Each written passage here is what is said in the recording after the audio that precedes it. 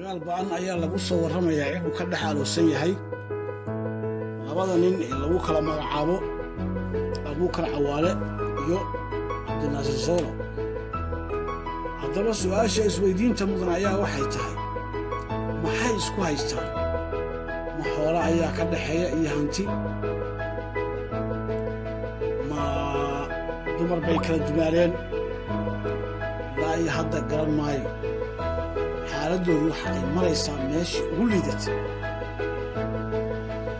aniga qof ahaan labadooda waxaan dhihi lahaa wax laydiin garqaadaya maaha, nin walba tiisa ha qabsado, waayo labadooduba waa laba ruux oo mashquul badan, dhaqan iyo caado u leh in ay ummadda kale ku mashquulaan.